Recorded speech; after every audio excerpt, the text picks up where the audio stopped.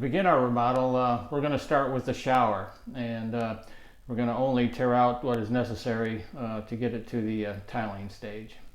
So here is the Corian shower base that we ordered from Encompass shower bases.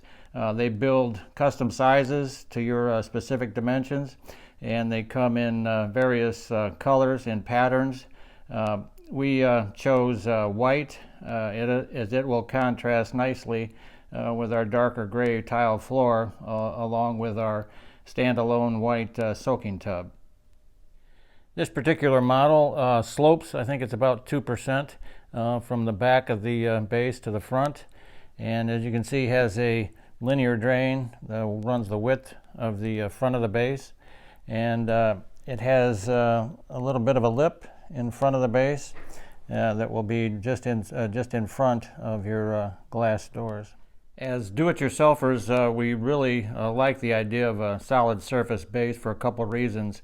Number one being ease of installation. It installs directly to your subfloor with no need to build up a shower base from scratch. Second reason being not having to worry about base leaking due to joint failure, leaky grout seams, and of course not having to regularly clean the grout and seal it. This particular model is Curbless, and it levels up flush with the top of your tile and thinset. The sides of the shower base will eventually be covered with tile.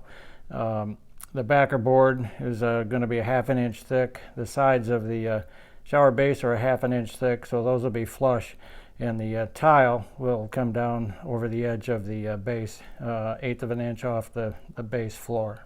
So one of the most important considerations to check before you proceed with installing a solid surface base is make sure that that your framing is square. So go ahead and put a square on it and check that it is square before proceeding. So after making sure that it is square, in our case it was just a matter of supplying the manufacturer with the exact measurements of the rough framing, the studs from side to side and from back to front, and then they subtract 1/4 inch side to side and 1/8 inch from back to front to ensure you have about 1/8 inch gap all the way around, so that it won't have to be wedged into place. It'll fit nicely.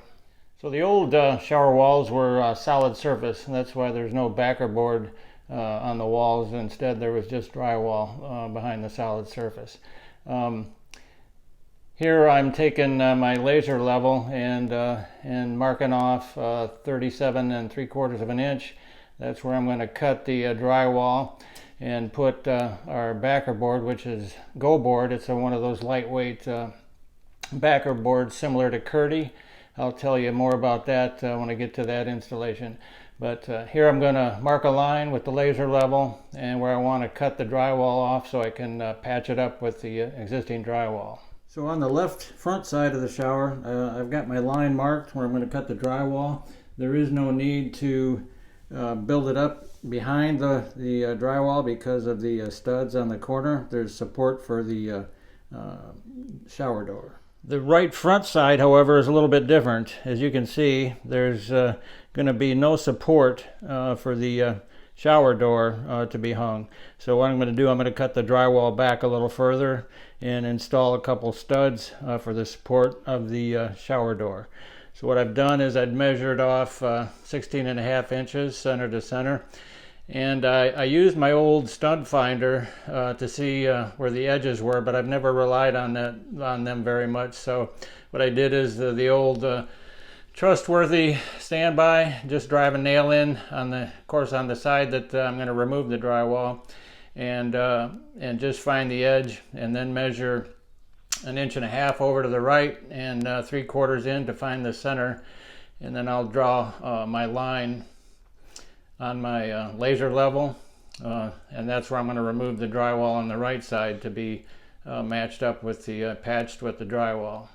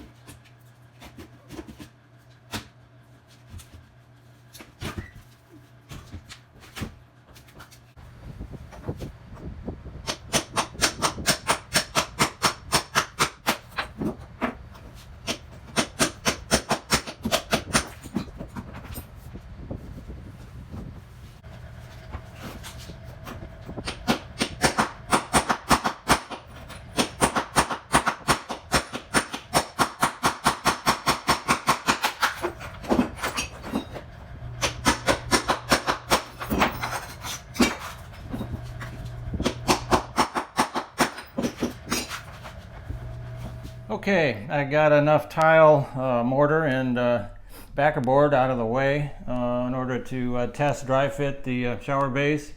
I had to take a little bit more drywall out of the way to clear that front edge there with the base.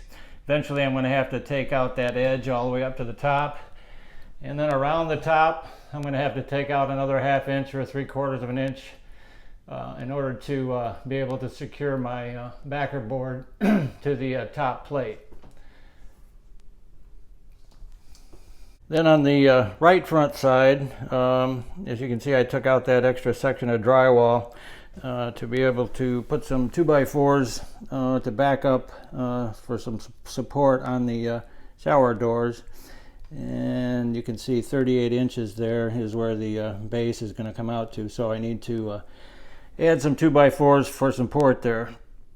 And as you saw previously, I measured from 16 inches from center to center, so I could cut that in the middle, the drywall in the middle of that stud, which will allow me to splice the backer board into the drywall. One other thing I'd like to mention at this point is take into consideration your normal dimensions for materials when planning your projects. As you can see, the old base, let's see, a mortar came up to there, and that was a 36-inch base from back to front. And our utility, our linen closet, came out a little bit further than that. So we figured, let's increase the size of the shower a little bit. So we brought it out to just under 38 inches.